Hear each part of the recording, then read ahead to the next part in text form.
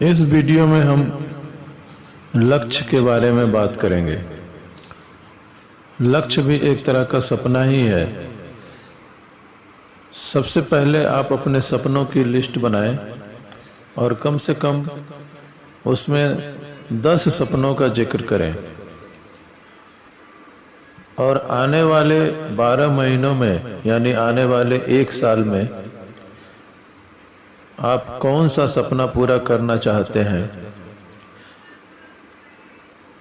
उसको आप निर्धारित करें, तो यह आपका लक्ष्य हो जाएगा। लक्ष्य आपके सपनों पर ध्यान केंद्रित करने में मदद करते हैं और यह स्पष्ट करने में आपकी सहायता करते हैं कि आप उन्हें कब हासिल करना चाहते हैं।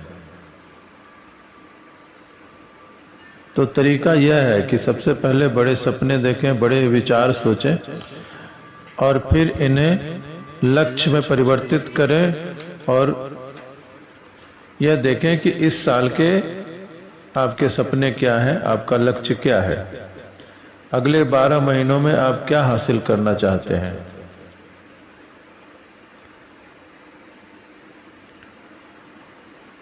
और अगर आपको इस बात की गारंटी दी जाए कि आप सफल जरूर होंगे, तो आप क्या करेंगे? कम से कम अपने सपनों की लिस्ट में 10 चीज़ें लिख लें और इनकी संख्या ज़्यादा भी हो तो उन्हें भी लिख लें। और जब आप लिस्ट बनाएं सपनों की, तो आप यह ध्यान रखें कि वह आपके रुचि के अनुरूप हो, यानी जो काम करने में आपको ऊब महसूस नहीं होती हो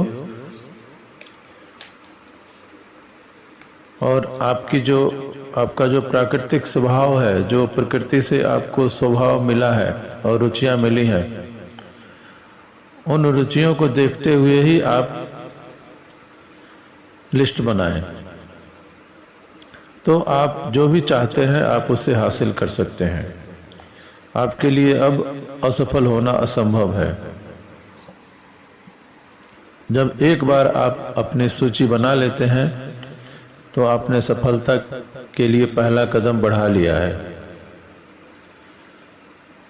और इसे हर दिन पढ़ें, इसे बार बार पढ़ें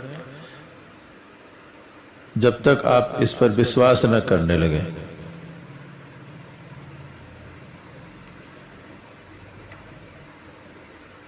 अब आपका मस्तिष्क संभावना की अवस्था में है। अब एक कदम आगे बढ़ें। अब आप 4 पेपर लें। पहले पेपर पर यह लिखें कि मेरे जीवन भर के सपने और लक्ष्य। दूसरे कागज पर यह लिखें कि मेरे 12 महीने के सपने और लक्ष्य। और तीसरे कागज पर लिखें मेरे 30 दिनों का लक्ष्य। और चौथे पेपर पर लिखें मेरी सफल दिनचर्या। इस प्रकार से आप सफल दिनचर्या विकसित कर लें।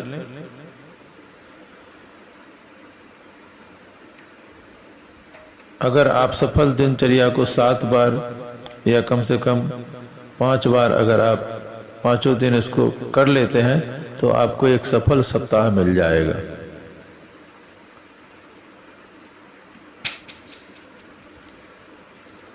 तो आपने देखा कि सपने बनाने का फार्मूला क्या है कि सबसे पहले निर्णय लें कि आप क्या चाहते हैं, अपने सपनों की लिस्ट बनाएं, उन्हें लिख लें और इसे दिन में 3 बार पढ़ें। अपने लक्ष्य की दिशा में 3 काम करें, कार्य योजना तैयार करें, उपलब्धि की तारीख तय करें और सकारात्मक रहें। एक बार जब आपने लक्ष्य तय कर लिया तो आप उस पर रोज काम करें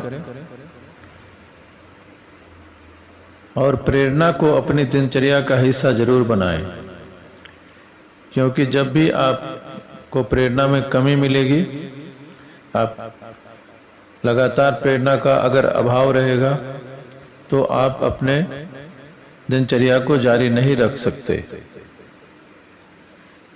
इसलिए आप हर दिन कुछ न कुछ प्रेरणादायक पढ़ें और सुनें।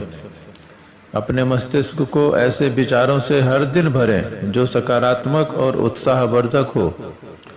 कोई ऐसी पुस्तक जो आपको सपना देखने के लिए, लक्ष्य पूरा करने के लिए, सफल दिनचर्या का पालन करने के लिए मोटिवेट करे, ऐसी पुस्तक को रोज ही पढ़ें।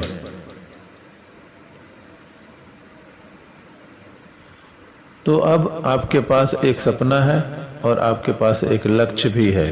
आप शुरू करने के लिए तैयार हैं। ध्यान रखें, अगर आपके सामने कोई कठिनाई आती है तो लक्ष्य को न बदलें, सिर्फ वहां पहुंचने का रास्ता बदल दें, क्योंकि हर लक्ष्य तक कई राहों से पहुंचा जा सकता है। उदाहरण के लिए, यदि आप ऑफिस जा रहे हैं और आप किसी बंद सड़क पर आ जाते हैं तो क्या आप हार मान लेते हैं, घर लौट जाते हैं? नहीं, आप कोई दूसरी सड़क या दूसरा रास्ता खोजते हैं जिससे ऑफिस पहुंचा जा सके। इसी प्रकार आपके लक्ष्य की राह में भी अगर आपको कोई कठिनाई आती है तो चलने का निर्णय न बदलें, बल्कि वहां पहुंचने की अपनी दिशा बदल लें, अपना रास्ता बदल लें। व्यक्ति अपने दिल में जैसा सोचता है वैसा ही वह बनता है। जीवन में इंसान को बहाव के साथ कभी नहीं बहना चाहिए, क्योंकि जो बहाव के साथ बहता है वह कई बार तूफान में भटके जहाज की तरह होता है, जिसे खुद पता नहीं कि वह कहां से कहां जा रहा है। तो जीवन में कुछ भी करें तो सबसे पहले अपनी सोच को बदलें। अपनी सोच को बदलने से पहले आपको उन विचारों को बदलना होगा जो आपके दिमाग में जाते हैं, और जहां आप जा रहे हैं उसे बदलने के लिए सबसे पहले आपको अपनी सोच बदलनी होगी। आप किस तरह काम करते हैं, आप क्या काम करेंगे, यह आपके विचारों से तय होता है।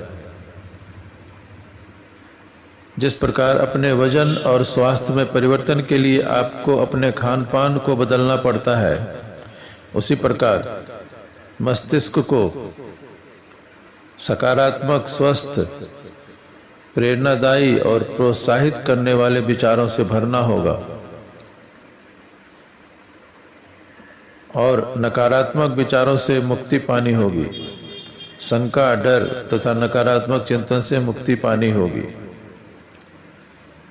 जिस तरह से आपका इनपुट होगा वैसा ही आपका आउटपुट भी होगा। मस्तिष्क एक गार्डन की तरह है जहां पर अच्छे अच्छे फूल, अच्छे अच्छे विचारों के फूल आपको उगाने होंगे, रोपने होंगे। और अगर आप ऐसा नहीं करते हैं तो मस्तिष्क खाली नहीं रहेगा। जिस प्रकार से गार्डन आपका कुछ न करने से खाली नहीं रहता है और झाड़ झंखाड़ और कई तरह के खरपतवार से भर जाता है, उसी प्रकार मस्तिष्क में अगर अच्छे स्वस्थ विचारों को नहीं भरेंगे तो वह भी दूषित विचारों से भर जाएगा, और उसमें भी खरपतवार, कांटे और कई तरह के व्यवधान करने वाले चीजों की उत्पत्ति हो जाएगी। तो हमेशा सोचें कि मस्तिष्क एक गार्डन है, और गार्डन में आपको स्वस्थ फूल, अच्छे फूल, सुंदर फूल, क्यारियों में लगे हुए फूल सजाने होंगे, और स्वस्थ और सुंदर विचारों से मस्तिष्क को हरा भरा रखना होगा। हमें अपनी सफलता की जिम्मेदारी खुद लेनी होगी। या तो हमें जीवन को अपने हिसाब से ढालना होगा, वरना जीवन हमें अपने हिसाब से ढाल ही लेगी। इस बात को जरूर ध्यान में रखें। सोचने से, केवल सोचने भर से क्या फर्क पड़ सकता है, यह आप